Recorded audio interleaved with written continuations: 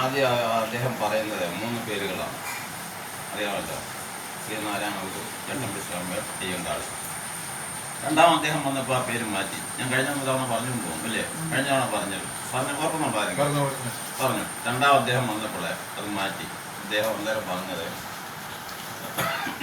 ശ്രീനാരായണ ഗുരു, ചട്ടമ്പി സ്വാമികളെ ഒഴിവാക്കി. നമുക്ക് പറ്റില്ലാത്ത അയ്യങ്കാളിയാണ്. അപ്പോൾ നമ്മുടെ വാഴവിലിൻ്റെ സൃഷ്ടാവ് എന്ന് പറഞ്ഞാൽ, ആധുനിക വാഴവിലിൻ്റെ സൃഷ്ടാവ് എന്ന് പറഞ്ഞാൽ ഇതൊരു വാഴക്കാരനല്ല.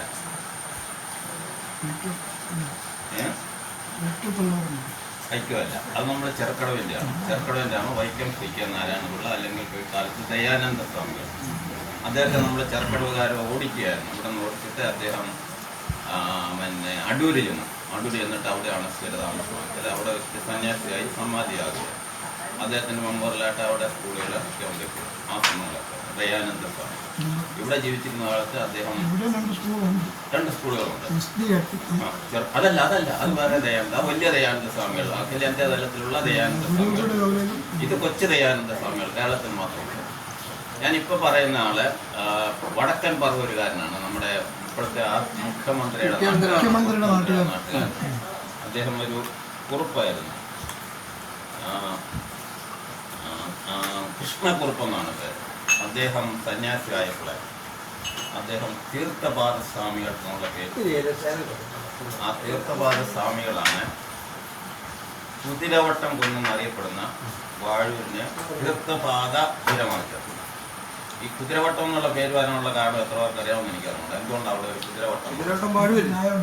അതെ, പണ്ട് കാലത്ത്, പഴയ കാലത്ത്, സായിപ്പന്മാരുടെയൊക്കെ കാലത്ത് നമ്മളെ തേക്കർ റോഡ് ഉണ്ടായിരുന്നില്ല. അന്ന് കോട്ടയത്ത് നിന്ന് 19 മൈൽ വന്ന്, അല്ല കൊടുങ്ങൂര് വന്നിട്ട് കൊടുങ്ങൂര് ആശ്രമത്തിനകത്ത് അവിടെ വന്ന് ഡാണപ്പടി അവിടെ നിന്ന് വരുന്ന ആഞ്ഞിലപ്പാറ ഇത് കൊടുങ്ങൂരെന്ന് വന്നിട്ട് പിന്നെ സ്കൂളിന് മുമ്പ് തിരിഞ്ഞിട്ട് പിന്നെ വന്നില്ല ഇവിടെയൊക്കെ പോയി. അങ്ങനെയായിരുന്നു പഴയ കാലത്തെ വഴി. അപ്പോൾ ആ കാലത്ത് കുതിരകളെ കെട്ടിയിരുന്ന സ്ഥലമാണ്. അതുകൊണ്ടാണ് കുതിരവട്ടം തോന്നുന്നത്. ആ കുതിരവട്ടം തോന്നുന്ന പിൽക്കാലത്ത് തീർത്ഥപാദപുരമാണ്. ആ തീർത്ഥപാദപുരം ആക്കാനൊക്കെ കാരണം ഈ തീർത്ഥപാദ സ്വാമികളാണ്. പലരും വിചാരിച്ചിരിക്കുന്നത് തീർത്ഥപാദ സമ്പ്രദായം ചട്ടമ്പി സ്വാമികൾ സ്ഥാപിക്കുന്നതാണ്. ഇവിടെ ധാരണയാണ് അങ്ങനെയാണ്. ചട്ടമ്പി സ്വാമികൾക്ക് അതിൽ യാതൊരു പങ്കുമില്ല. ചട്ടമ്പി സ്വാമികളെ കുറിച്ച് ഒരുപാട് തെറ്റായ ധാരണകളാണ് സമൂഹത്തിലുള്ളത്. അദ്ദേഹത്തിന് ഒരു സന്യാസി സമ്പ്രദായം സ്ഥാപിക്കണമെന്ന് ആഗ്രഹമില്ലായിരുന്നു. ശിഷ്യന്മാർ വേണമെന്നില്ലായിരുന്നു. ആശ്രമം വേണമെന്നില്ലായിരുന്നു. പക്ഷെ അദ്ദേഹത്തിന് 2 ശിഷ്യന്മാരുണ്ടായിരുന്നു. ആദ്യത്തെ ശിഷ്യനാണ് നീലകണ്ഠ തീർത്ഥപാദ.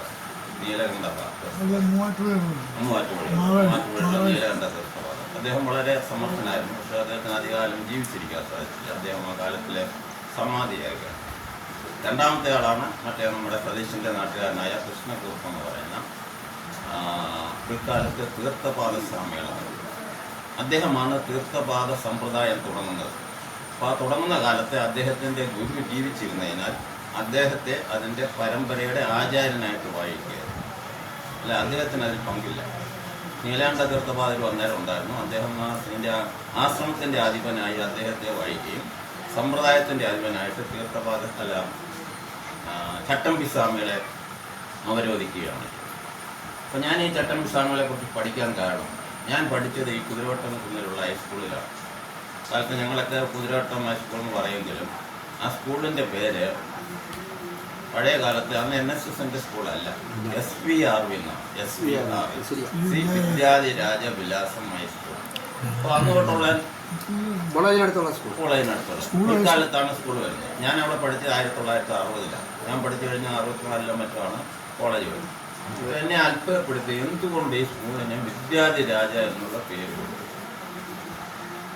അതിനെക്കുറിച്ചാണ് ഞാൻ പിന്നീട് ഈ ചട്ടമ്പി സ്വാമികളെ കുറിച്ച് പഠിക്കാനിടയായത്.